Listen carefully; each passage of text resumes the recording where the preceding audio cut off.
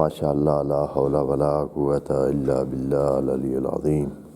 اعوذ باللہ من الشیطان الرجیم، بسم اللہ الرحمن الرحیم۔ الحمد للہ وکفی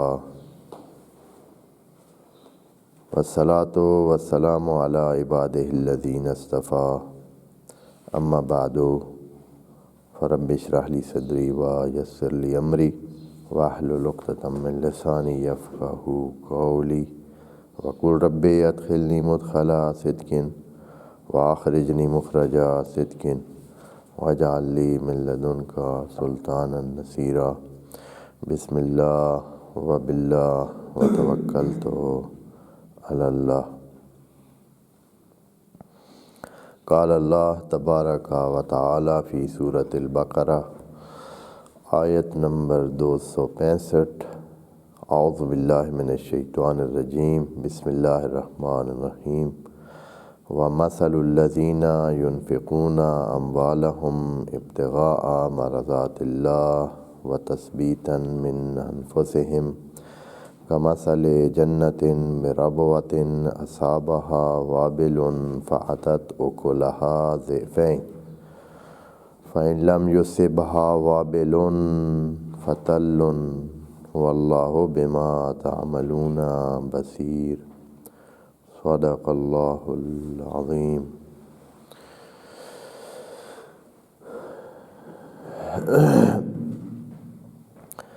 انفاق کی بات جاری ہے۔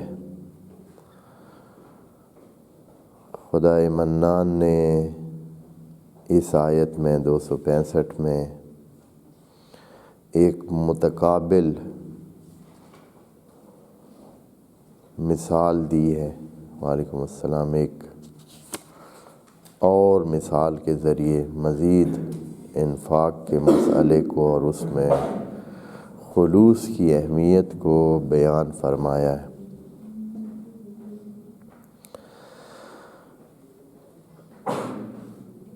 پہلے جو انفاق کے حوالے سے مثال دی تھی اس میں مثال دی تھی کہ اگر کوئی بندہ انفاق کرتا ہے اور خرچ کرتا ہے اور مال کو خود سے دور کر دیتا ہے، اپنا ایک طرح کا قربانی دے دیتا ہے، ایثار کرتا ہے، لیکن اس کے ساتھ ہی وعلیکم السلام وہ ایک تو اپنے اندر بڑائی کا احساس کرنے لگ جاتا ہے اور خود کو کوئی چیز سمجھنے لگ جاتا ہے، یا ساتھ ہی اس کے اگلے سٹیپ میں وہ اس چیز کو اندر سے باہر نکالتا ہے اور لوگوں کے سامنے اس کو پیش کرتا ہے اور اذیت کا باعث بنتا ہے لوگوں کی۔ تو یہ ایسے ہی ہے جیسے کوئی انسان ایک اچھی مٹی تیار کرے، ایک اچھی مٹی اس کے پاس ہو جس میں بہت کچھ وہ اگا سکتا ہے، لیکن اس پر بہت شدید قسم کی بارش اور طوفانی بارش برسے اور اس کو صاف کر کے مٹی کو سب کو لے جائے اور پیچھے اس کے پاس پتھر رہ جائے۔ پتھر پہ نہ تو وہ کچھ اس سے حاصل کر سکتا ہے، نہ ہی پتھر سے کچھ پھوٹ سکتا ہے، نہ ہی اس سے کچھ اگایا آ سکتا ہے، اور ایک بے فائدہ چیز اس کے پاس رہ جائے گی۔ اس کے مقابلے میں خدائے کریم مثال دیتا ہے ان کی جو دنیاوی امور کی طلب کے لیے انفاق نہیں کرتا ہے، وہ اپنے اندر کی بڑھوتری کے لیے نہیں کرتا ہے، وہ اپنے آپ کو بڑا بنانے کے لیے، لوگوں کے سامنے ایک رخ دینے کے لیے نہیں، بلکہ اللہ کی مرضیاں لینے کے لیے، اللہ کی مرضی کو حاصل کرنے کے لیے کہ اس کا اثر دنیا میں وہ نہیں دکھانا چاہتا ہے، وہ اپنا اس چیز کا اثر اللہ کے سامنے پیش کر کے اللہ سے حاصل کرنا چاہتا ہے، اور اللہ کی سے جو حاصل کیا جا سکتا ہے وہ اللہ کی مرضی ہے کہ اللہ کی رضا ہو، اور اللہ کی پھر رضا کے بعد اگلے مرحلے میں مرضی ہو۔ رضا تو یہ ہوتا ہے کہ آپ کے کام پہ اللہ راضی ہو، آپ نے کوئی کام کیا، آپ نے کوئی مسئلہ کیا، آپ کا جو عمل ہے، آپ کی زندگی ہے، اللہ اس سے راضی ہو، ٹھیک ہے، آپ نے جو کیا ٹھیک۔ اللہ کی مرضی لینے کا مطلب یہ ہے کہ آپ اللہ سے اپنے کام کو کروائیں، یعنی اپنا کام اللہ سے لیں، اللہ کی مرضی کو حاصل کریں، اپنے کام پر نہیں، اللہ سے وہ کام چاہیں اور اللہ اس پر راضی ہو جائے جو آپ چاہ رہے ہیں، آپ کی رضا جا کر اللہ کی مرضی بن جائے، تو یہ ہے وہ چیز جو اگلا مرحلہ ہے، اور یہ انفاق کے ذریعے حاصل ہو سکتا ہے۔ تو اگر یہ چاہتے ہیں تو اس کی مثال آج دیتے ہیں۔ اگر کوئی اس طرح چاہتا ہے کہ وہ اللہ کی مرضی حاصل کرے، اور ایک اور چیز بھی یہاں ذکر کی ہے، اس کی بھی تھوڑی تفصیل عرض کی تھی، اب اس کا جو دوسرا نقطہ ہے وہ بیان کرنا ہے۔ وہ اللہ تعالیٰ فرما رہا ہے کہ وَمَثَلُ الَّذِينَ يُنْفِقُونَ أَمْوَالَهُمْ ابْتِغَاءَ مَرْضَاتِ اللَّهِ، انفاق مال کی ایک وجہ تو یہ ہے کہ وہ اللہ کی مرضیاں حاصل کرنا چاہتے ہیں۔ مرضی بھی نہیں کہا ہے، یہ جو ایک نے مرضی ہوتا ہے نا کہ ایک دفعہ، مرضیاں یعنی بار بار مختلف کاموں میں انسان اپنے جو انسان کے مختلف چاہنے ہیں، اللہ اس کے مطابق کام کرے گا، اللہ اس کے مطابق اس کو دے گا، اس کے چاہنے کے مطابق۔ مرضیاں وَتَثْبِيتًا مِّنْ أَنفُسِهِمْ، اور دوسری چیز جو اس سے حاصل ہوتی ہے اور وہ اس کو حاصل کرنا چاہتے ہیں، وہ یہ ہے کہ تثبیتاً من انفسہم، یہ من کی بارے میں بات کرنا تھا۔ من جو ہے یہاں لگا کر خدا کریم نے بتایا ہے کہ یہ انفاق مال سارا مسئلہ نہیں ہے۔ مال کا انفاق کرنا آپ کے انفس کی تثبیت میں ایک پہلو ہے، یہ ایک حصہ ہے آپ کے نفس کی تثبیت کے لیے۔ سارا کام انفاق مال سے نہیں ہوتا ہے کہ کوئی کہے کہ بس ہم انفاق کر رہے ہیں، دے رہے ہیں، دسترخوان لگا رہے ہیں، ان کو بھی دے رہے ہیں، ان کو بھی دے رہے ہیں، جو ہے وہ سب خرچ کر رہے ہیں، تو بس ہم ثبوت نفس اور اثبات نفس کے درجے پہ فل پہنچ جائیں گے، ایسا نہیں ہے۔ من انفسہم، ایک حصہ ان کے نفس کا، یعنی ان کی جو استقرار ہے، جو استحکام ہے، جو ان کو استحکام حاصل ہونا ہے اندرونی، اس اندرونی استحکام کا ایک حصہ مال کے ذریعے حاصل ہوگا، تمام نہیں ہے یہ، اور کام بہت پڑے ہیں، اور کام بہت ایسے پڑے ہیں جو مکمل ہوں گے تو پھر ایک انسان کامل کی طرف انسان چلا جائے گا۔ وَتَثْبِيتًا مِّنْ أَنفُسِهِمْ، اور کام کیونکہ بہت سارے ذکر ہوئے ہیں، وہ موجود ہیں، جو کہ نیک کام جتنے بھی ہیں، خصائل الہی جتنے بھی ہیں، انفاق ایک چیز ہے، باقی بہت سارے کام ہیں جو جیسے یہ ہے کہ مثلا رحم کرنا، معاف کرنا، کرم کرنا، سچ بولنا، جھوٹ نہ بولنا، یعنی خرابیوں سے دور رہنا، اور اچھائیاں جتنی ہیں ان کو اپنانا، یہ ہر ایک کا کردار ہے تثبیت انفس میں، اور اس میں سے ایک یہ ہے جو انفاق مال ہے۔ وَتَثْبِيتًا مِّنْ أَنفُسِهِمْ۔ اب مثال کی طرف چلتے ہیں۔ کَمَثَلِ جنت، یہ جنت کی طرح ہے۔ جنت کہتے ہیں اس زمین کے حصے کو، زمین کا وہ حصہ جو درختوں سے ڈھانک جا چکا ہے، ڈھانکا ہوا ہے، جو درختوں کے اندر آیا ہوا ہے، درختوں کی وجہ سے چھپا ہوا ہے، یعنی وہ تمام کا تمام سرسبز و شاداب اور درختوں سے بھرا ہوا ہے، چھاؤں اس پہ ہوتی ہے ہر وقت، اور چھاؤں کی وجہ سے چھپا ہوا ہے یا درختوں کی وجہ سے چھپا ہوا ہے۔ درخت اور درختوں کی چھاؤں دونوں کو ملا کر وہاں اندھیر ہے، اسی وجہ یہ اسی لفظ جنہ سے ہے، جنہ یعنی چھپا ہوا ہونا۔ جن کو بھی اسی لیے کہتے ہیں کہ وہ جو چیز ہے جو چھپی ہوئی ہوتی ہے۔ جنین کو بھی اسی لیے جنین کہتے ہیں کہ وہ کیا ہوتا ہے، وہ چھپا ہوا ہوتا ہے، یعنی جو ماں کے پیٹ میں موجود ہوتا ہے بچہ، وہ چونکہ اندر ہوتا ہے، چھپا ہوا ہوتا ہے، تو اس کو جنین کہتے ہیں۔ جنہ یعنی ایسی زمین جو درختوں سے اور ان کے سائے سے چھپی ہوئی ہے، یعنی نظر نہیں آتی ہے، اتنے زیادہ درخت ہیں اور اتنے زیادہ اچھے انداز میں اس میں گل اور بوٹے اور وغیرہ وغیرہ ہے۔ خواب اس کی ایک جنت ہے، یعنی ایک باغ ہے، باغ، لیکن ہے وہ جگہ کدھر؟ جنتن بربواتن، بربوا، ربوا جو ہے اس کا معنی بھی کرتے ہیں، اس کا معنی جو بنتا ہے یہاں وہ پہلے یاد کر دیتے ہیں۔ بربوا یعنی ایک تھوڑی سی اونچی جگہ پر، تھوڑی سی ترقی یافتہ جگہ پر۔ ابھی ربوا کا معنی کریں گے تو پھر آپ، یہاں ہمارے پاس دو لفظ ہیں قرآن میں اور جو مکس بھی ہو جاتے ہیں، بہت سارے احباب ہیں ان کو ان دو لفظوں کے آپس میں فرق کبھی نہیں پتہ ہوتا، دونوں کو ایک ہی لڑی میں ڈالے رکھتے ہیں۔ ایک لفظ ہے ربابا، ایک لفظ ہے ربایا و ربوا، دونوں کے معنی میں بہت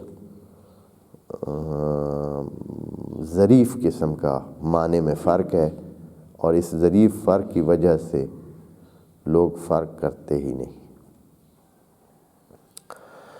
ربابا وہی لفظ ہے جس سے رب ہے، اور ربایا اور ربابا دونوں، یعنی ہو سکتا ہے اس کا اصل مادہ ربوا ہو اور ہو سکتا ہے اصل مادہ ربا وا یا ربایا، ان دونوں میں سے کوئی بھی ہو سکتا ہے، یعنی دونوں احتمال ہیں، دونوں لغت میں احتمال دیے گئے ہیں کہ اس کا اصل جو ہے، زیادہ احتمال ہے کہ یہ ربا وا ہو اور پھر وہ یا میں تبدیل ہو جاتا ہے۔ تو معنی میں کیا فرق ہے؟ ربابا کا معنی اور ربا یا کا معنی کیا ہے؟ ربا یا کا معنی جو ادھر اللفظ ہے، اس کا پہلے معنی بتا دیتے ہیں۔ ربا یا کا معنی یہ ہوتا ہے کہ زمین یا کوئی بھی جگہ، کوئی بھی چیز جب ربا یا ہوتی ہے تو اس کا مطلب ہے کہ وہ پھلے اور پھولے،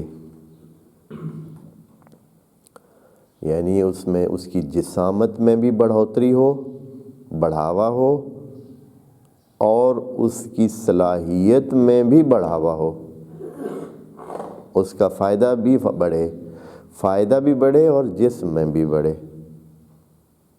یہ جو انسانوں کی تربیت کی جاتی ہے تو ان کو تربیت کا اصل مقصد یہ ہے کہ آپ ان کو جسمانی طور پر بھی بڑھائیں اور صلاحیتوں میں بھی اضافہ کریں، یعنی ان کا فائدہ بھی زیادہ ہو۔ یہ جو تربیت کا لفظ ہے یہ اس ربایا سے ہے، رب یربی، تربیت جو کی جاتی ہے، اسی لفظ کو ہی استعمال کیا گیا ہے اس میں رب ارحمہما کما ربیانی صغیرا، اے اللہ میرے ماں باپ پہ رحم فرما جیسے کہ انہوں نے میرے بڑھانے پالنے میں، بڑا کرنے میں اور مجھے سکھانے سمجھانے میں مدد کی ہے، بڑھایا بھی ہے، سکھلایا بھی ہے، یہ ہے ربایا۔ اور ربے کیا ہوتا ہے یا ربابا جو ہوتا ہے، ربابا کا معنی ہوتا ہے کہ کسی چیز کو آپ اس انداز میں گرم کریں، ویسے اصل جو ہے وہ اس میں ہے کہ کسی چیز کے نچوڑ کو، جوس کو، نچوڑ کو، عصر کو، اس کے عصر کو گرم کریں، خصوصاً مثلا انگور کو یا دوسرے پانی جو نکالے ہوئے ہوتے تھے اور ان کو پھر گرم کیا جاتا تھا، ایک خاص انداز میں ان کو گرم کیا جائے اور ان کو سکھایا جائے اور ان کو ابالا جائے کہ وہ کم ہو کر ایک خاص مقدار رہ جائیں اور پھر وہ مقصد کی چیز جو بھی بنانی ہے وہ بن جائے، چاہے وہ شراب ہو یا غیر شراب ہو۔ یہ ہوتا ہے رب۔ اس لیے یہ جو آپ مربع کہتے ہیں نا، مربع، یہ مربع بھی اسی سے ہی ہے۔ یہ مربع بھی اسی طرح گرم کر کے ایک چیز کو، اس کو ایک خاص حد میں گرم کیا جاتا ہے اور اس کے خاص مقدار میں اس کی وہ سکھایا جاتا ہے اور خشک کیا جاتا ہے حتیٰ کہ وہ آپ کے مقصد کی چیز بن جائے۔ اس میں بہت ساری ذہنی قوت بھی چاہیے، نظارت بھی چاہیے، عرصہ بھی چاہیے اور بہت ساری سمجھ بھی چاہیے۔ یہ ربوبیت جو ہے یہ اچھا خاصا کام ہے، یعنی آپ ایک خاص مقصد کے لیے کسی چیز کی تربیب کرتے ہیں، اس کو لے کے جاتے ہیں، دھیان کرتے ہیں، اس کو گرمی سردی دیتے ہیں، اس کو گرم کرتے ہیں، ٹھنڈا کرتے ہیں، کام کرتے ہیں، زیادہ کرتے ہیں، یعنی اس کو ہر حوالے سے دھیان کرتے ہیں تب تک کہ جب تک وہ اپنے اس مقصد تک جو اس سے آپ نے حاصل کرنا ہے اس تک پہنچے۔ اللہ تعالیٰ رب ہے، یعنی اس جہان کو اس نے بڑے ہی خاص انداز میں رکھا ہوا ہے اور رکھ رہا ہے، اور جس طرح وہ چاہ رہا ہے اس کی گرمی سردی اور اس کے جس انداز میں اس کو آگے لے کے جانا ہے وہ اس کا دھیان رکھے ہوئے ہے۔ اور جیسے کہ آگ پہ رکھے ہوئے اس نچوڑ اور اس جو ہوتا ہے اس کا جوس یا جو اس کا نکالا ہوا پانی، کسی بھی چیز سے اس کا بہت دھیان کرنا پڑتا ہے کہ زیادہ آنچ سے کہیں وہ زیادہ خشک نہ ہو جائے اور کم آنچ سے کہیں وہ نقصان نہ دے، خراب نہ ہو جائے۔ تو اس طرح ہی یہ چیز ہے، ربوبیت میں یہ چیز شامل ہے کہ اس کے مسلسل اس پر نظارت بھی رکھنی ہے اور اس کو ایک ہدف تک لے جانے تک اس کا دھیان کرنا ہے اور اس ہدف کو حاصل کرنے کے لیے اس کو بنانا ہے۔ بس یہ لفظ ہے ربابا، اور جو رب کا لفظ ہم استعمال کرتے ہیں یہ ربابا سے ہے، اور جو دوسرا لفظ ہے اس کا معنی ہوتا ہے کہ وہ پھلنے پھیلانے میں جو کارکردگی ہوتی ہے یا کارگر ثابت ہوتا ہے اس کو کہتے ہیں ربایا۔ اب یہاں بے رب واتن، آپ کی وہ جنت ایک ایسی جگہ ہے جو بے رب واتن، ربوا پس ایسی جگہ کو کہیں گے ہم جو بنی ہوئی ہے، جو بہت تیار ہے، جس کو ایک خاص طریقے سے اس کو بڑھایا گیا ہے، پالا گیا ہے، اس کو تیار کیا گیا ہے، ہر حوالے سے بہت اچھی طرح بنایا گیا ہے کہ اب وہ اپنا جو اس نے پھل دینا ہے وہ دے۔ بس آپ کی ایک باغ ہو اس بندے کا جو انفاق کرتا ہے تثبیتاً لانفسہم اور ابتغاء لمرضات اللہ، اس کی مثال اس جنت جیسی ہے جو اس قسم کی زمین پر ہو، یعنی زمین اتنی بہترین ہے کہ اس میں کوئی کسر نہیں ہے، بالکل وہ ربوہ میں آئی ہوئی ہے، یعنی تیار ہے، اور اس میں یہ باغ لگا ہوا ہے۔ اصابہا وابل، اور ہے بھی ربوہ یعنی تھوڑی سی بلند جگہ پہ، یعنی خود بخود ہی ربوہ اچھی جگہ کا جب انتخاب ہوتا ہے تو وہ بلند جگہ زیادہ بہتر ہوتی ہے ڈھلوانی جگہ پہ، کیونکہ اس کا فائدہ بھی قرآن میں یہاں ذکر ہو رہا ہے۔ برب اصابہا وابل، اب اگر تیز بارش اس باغ پر پڑی ہے، تیز بارش، اب تیز بارش کے لیے حفاظتی اقدامات پہلے سے موجود ہیں، درختوں سے بھرا ہوا باغ ہے تو یقیناً تیز بارش اس کے لیے نقصان دہ نہیں ہے، اوپر سے بھی نقصان دہ نہیں ہے۔ اس لیے کہ درخت جو ہے وہ خود حفاظتی اقدامات کے لیے بھی ایک خود قابلیت رکھتے ہیں کہ اس بارش کی شدت کو خود درخت روک لیتے ہیں، نقصان جڑوں تک نہیں پہنچتا ہے اس کا۔ ایک دوسرا یہ ہے کہ بے ربوہ ہے، یعنی زمین تھوڑی سی بلندی پر بھی ہے، ایک اچھی جگہ پر ہے، نتیجہ یہ ہے کہ اس میں پانی جمع ہونے کا خطرہ بھی نہیں ہے۔ جب پانی جمع نہیں ہوتا ہے تو درختوں کو نقصان نہیں ہوتا ہے، ان کو فائدہ لینے والا پانی وہ لے لیتے ہیں اور باقی پانی ڈھلوانوں کی طرف اور نشیبوں کی طرف چلا جاتا ہے، باغ محفوظ رہتا ہے۔ بس اس پر اگر ایک شدید قسم کی بارش آتی ہے تو فَأَتَتْ أُكُلَهَا ضِعْفَيْنِ، اب یہ جو شدید بارش ہے کس کو کہا گیا ہے؟ ایک بندے نے انفاق کیا ہے، یعنی باغ لگایا ہے، باغ لگایا ہے، اس کا باغ بھرا ہوا ہے، اس پہ بارش آئی ہے شدید، یعنی اللہ کی طرف سے اس کو کیا دیا گیا ہے؟ پہلے درجے کا جو ہے وہ قبولیت دی گئی ہے، اللہ کی طرف سے وہ قبول ہوا ہے، تو اس کا مال کتنا ہو جائے گا؟ دگنا ہو جائے گا۔ جیسے کہ پیچھے مثال دی تھی کہ حبۃ انبتت سبع سنابل فی کل سنبلۃ مئۃ حبہ، تو یہاں اس بارش کی وجہ سے اس کا جو ثمر ہے وہ دگنا ہو جائے گا۔ فَأَتَتْ أُكُلَهَا، پس وہ دے گی اپنے اکل، یہ کل سے یعنی کھانے پینے والی چیز، آکلا سے ہے، آکلا یاکلو، تو آکلا یاکلو سے اکل، یعنی وہ جو اس کا شاید حاصل مصدر ہو یا حاصل اس میں مصدر ہو، وہ اکل، یا یہ ہے کہ جو اس سے کھانے والی چیز بن جاتی ہے، اکل کہتے ہیں وہ جو کھانے والی چیزیں ہوتی ہیں جو انسان پسند کرتا ہے کھانا، اکل دے گا ضعفین، دو گنا، دگنی دے گا۔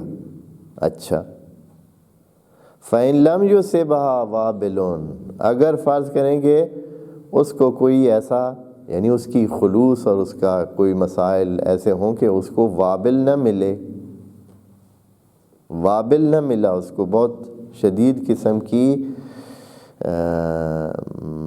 بارش نہیں حاصل ہوئی، پھر دوسرا کیا ہوتا ہے؟ وہ دوسری بھی ایک چیز ہوتی ہے یہاں، وہ کیا ہے؟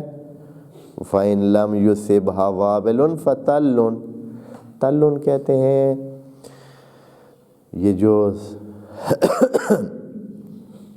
تللا سے ہے، یہ اس کا مطلب یہ ہوتا ہے کہ جو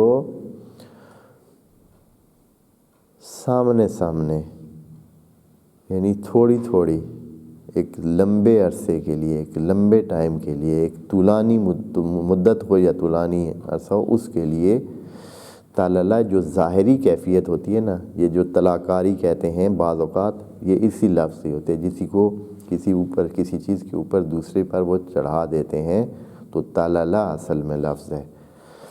تو یہ اس بارش کو کہتے ہیں جو آتی ہے تو ایسے لگتا ہے کہ بس تھوڑی تھوڑی آ رہی ہے، اور یہ بارش زیادہ مفید ہوتی ہے کہ یہ زیادہ درختوں کی جڑوں میں بیٹھنے کی قابلیت رکھتی ہے، بڑے آرام سے آتی ہے، پانی اس کا رکا رہتا ہے، پانی بہہ نہیں جاتا ہے۔ تیز بارش کی یہ ہوتا ہے کہ تیز بارش آتی ہے، پانی نہیں رک سکتا ہے، جمع نہیں ہو سکتا ہے، جلدی سے اس نے جذب ہونے سے پہلے ہی وہ وہاں سے چلا جاتا ہے۔ لیکن جو ہلکی بارش ہوتی ہے، ہلکی بارش کا یہ ہوتا ہے کہ یہ زمین میں راسخ ہوتی جاتی ہے، جذب ہوتی جاتی ہے۔ فَتَلٌّ، ایک اور چیز یہاں، ایک سائنسی چیز، اس آیت میں ایک سائنسی چیز خدا کریم نے دو ٹوک انداز میں یہ بات کی ہے کہ یا تو تیز بارش آئے گی یا فَتَلٌّ، ہلکی بارش آئے گی، پھوار کی طرح اور راسخ ہونے والی بارش آئے گی۔ اے اللہ، تیسرا آپشن بھی تو ہے، تیسرا آپشن آپ نے ذکر ہی نہیں کیا۔ تیسری بات کیا ہے دوستو؟ کہ سرے سے بارش آئے ہی نہ۔ یہ بھی تو ہو سکتا ہے نا، کسی کا باغ ہے اور سرے سے بارش آئے نہیں، لیکن یہ آپشن خدا کریم نے ذکر نہیں کیا ہے۔ کیوں نہیں ذکر کیا؟ یہ آپ کو بتانا چاہتا ہے، یعنی اس میں یہ تدبر یہاں چاہیے۔ اب سائنس پہنچ چکی ہے اس بات پر، پہلے لوگوں کو توجہ نہیں تھی کہ جدھر بھی درخت ہوں گے، جدھر بھی درخت ہوں گے، جنگل ہوں گے، وہاں بارش کا آنا حتمی ہے۔ اصلاً درخت ہی بارشوں کو کھینچ کے لاتے ہیں۔ جہاں درخت ہیں، جہاں زیادہ درخت ہیں، وہاں بارشیں زیادہ ہوں گی۔ جہاں خشکی ہے، جہاں نیچے کچھ بھی نہیں ہے، وہاں بارشیں نہیں ہوں گی۔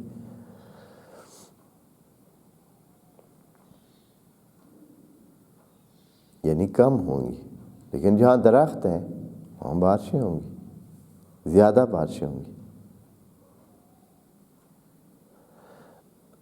ایمیزون کے جنگلات آپ نے سنا ہوا ہوگا نام۔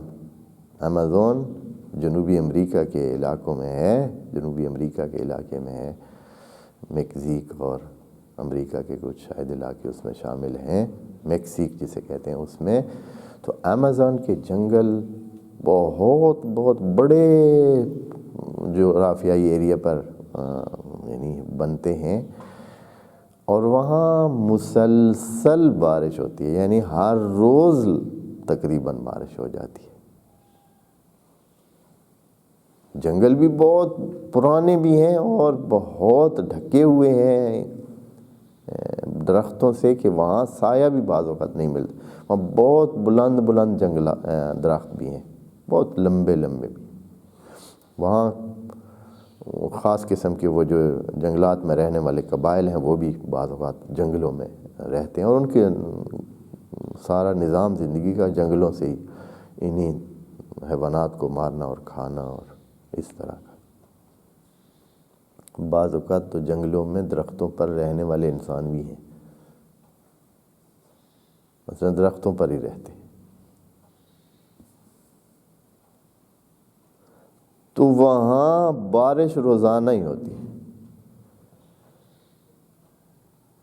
یہاں خدا کریم نے اس آیت میں یہ بتایا ہے کہ ایک اگر آپ کے پاس جنت ہے بربوا، تو آپ کے پاس دو آپشن ہے، تیسرا آپشن نہیں ہے، کہ بارش نہ ہو والی کہانی نہیں ہے۔ تبھی اب یہاں یہ جو ابھی انسان نے اپنا انوائرمنٹ تباہ کر دیا ہے، یہ جو ماحول کو خراب کر دیا، جنگلات کو کاٹ کاٹ کے لکڑیاں جو ہے وہ استعمال کر لی ہیں، اب نتیجہ یہ ہے کہ بارشیں وہاں نہیں ہوتی، بارشیں کم ہوتی ہیں۔ جو بیلنس موجود تھا وہ خراب کر دیا ہے۔ بارشیں آنی ہیں تو پہلے آپ کیا کریں؟ جنت بنائیں، درخت کاری کریں۔ جب درخت کاری کریں گے تو خود بخود یہ خدا کا نظام ہے کہ اس نے انہوں نے خود ہی کھینچ کے لانا ہے بادلوں کو، اور خود ہی ہواؤں نے اسی طرف رخ کرنا ہے اور بادلوں کو لانا ہے اور بارشیں برسنا ہے۔ یہ اس آیت میں یہ چیز بھی موجود ہے۔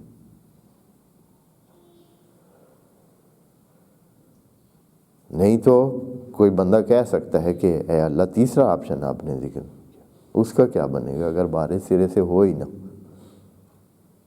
لیکن چونکہ وہ آپشن ہے ہی نہیں، وہ ہوتا ہی نہیں ہے، ابھی تک یہاں زمین پر کوئی ایسی جگہ نہیں ہے، کوئی ایسی جگہ نہیں جہاں درخت بے حساب ہے اور وہاں بارش نہیں ہوتی۔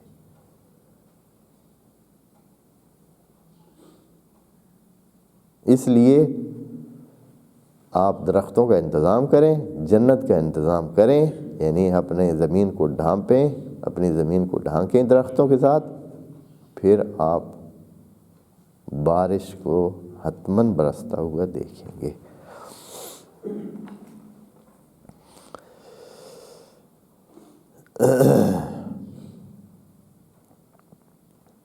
فرماتے ہیں کہ کمثل جنت بربوۃ اصابها وابل فاتت اکلها ضعفین۔ یہ جو بعض ملکوں میں درختوں کا ایک پروگرام بنایا گیا ہے کہ درخت لگائے جائیں، اس کی ایک مرکزی وجہ یہی ہے، اگر آپ نے اپنے ملک میں بارشیں لے آنی ہے، اپنے ملک میں اپنے علاقوں میں بارشوں کا انتظام کرنا ہے، تو حتماً آپ کیا کریں، وہاں درخت اگائیں اور پھر دیکھیں کہ کیا ہوتا ہے۔ اور ان بعض علاقوں میں جہاں بہت وافر مقدار میں بارشیں ہوتی ہیں، وہاں کہ یہ آپ کے سروے کے لیے کہہ رہا ہوں کہ آپ لوگ اگر چاہتے ہیں کہ یہ سائنسی بات ہے اور قرآن سے اس کا آپ لینا چاہتے ہیں، تو حتماً کچھ سروے کر لیں کہ جہاں جنگلات کے ایریا ہیں وہاں کیا صورتحال ہے بارشوں کی، اور جہاں خشکیاں ہیں وہاں بارشوں کی کیا صورتحال ہے۔ یہ ہمارے بعض صحرا ہیں، صحرا میں درخت نہیں ہوتے، بارش بھی نہیں ہوتی، کبھی کبھار ہوتی ہے، 6 مہینے بعد، 8 مہینے بعد۔ یہ ہمارے بلوچستان میں یا ادھر دوسرے علاقے ہیں جو تھر میں یا ادھر چولستان میں یا دوسرے بڑے صحرا پڑے ہیں جہان میں، اتنے صحرا پڑے ہیں بڑے بڑے لمبے چوڑے، وہاں نہیں ہوتی ہے بارش۔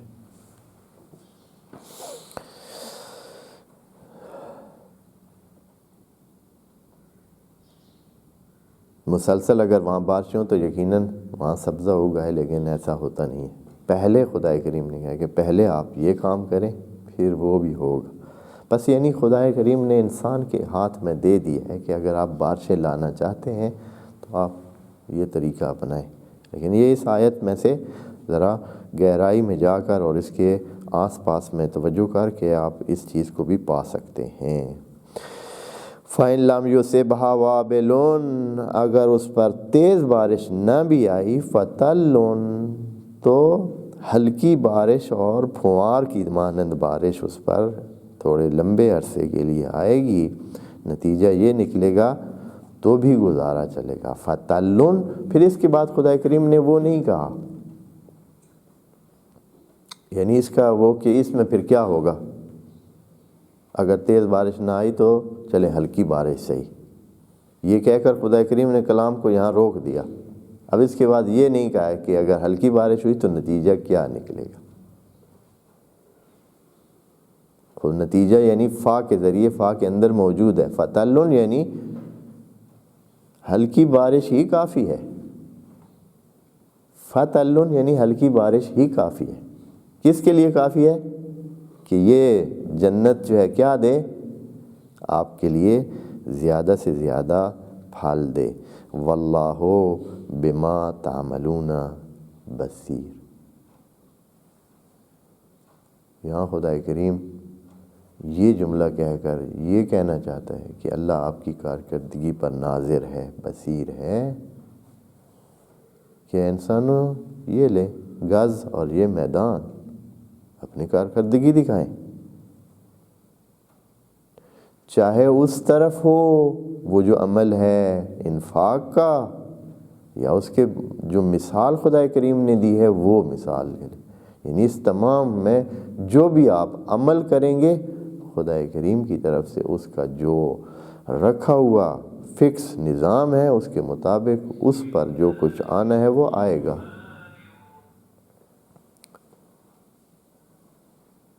یعنی یہ آپ نہ خیال کریں کہ بھائی آپ کچھ کر جائیں گے، آپ کچھ انفاق کر دیں گے اور خدا کریم اس پر توجہ نہیں کرے گا اور پتہ ہی نہیں چلے گا، آپ کا کیا ہوا کام ضائع ہوگا۔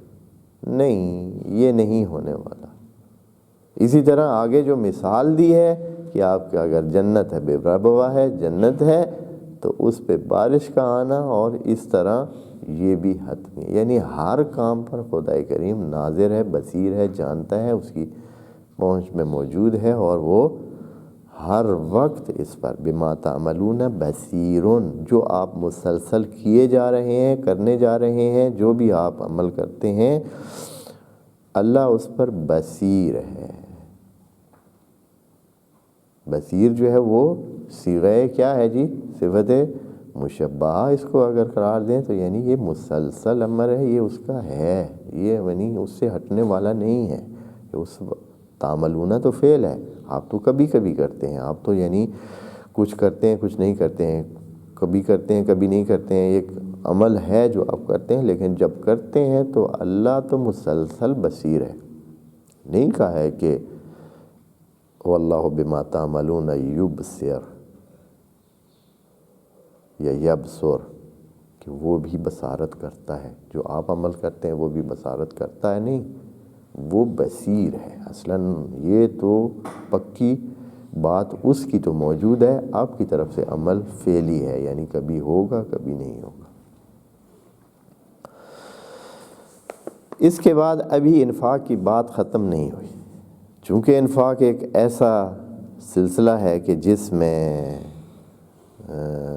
کے بہت سارے پہلو ہیں، اور خدا کریم چاہتا ہے کہ آپ اس کو انجام دیں۔ یہ ایک بڑی قربانی ہے، جب اتنی قربانی آپ دیتے ہیں اپنے اوپر اپنا استحکام کے لیے تو آپ کو فوائد بھی تمام حاصل ہونے چاہیے۔ اس لیے خدا کریم اس کو ابھی ختم یہاں بات نہیں ہوتی ہے، کچھ بات آگے چلے گی، آیت نمبر اگلی بلکہ کئی آیات اسی ضمن میں ہی ہیں، تو انشاءاللہ ہم اگلے سیشن میں اس کو دیکھ لیں گے۔ والسلام علیکم ورحمۃ اللہ وبرکاتہ۔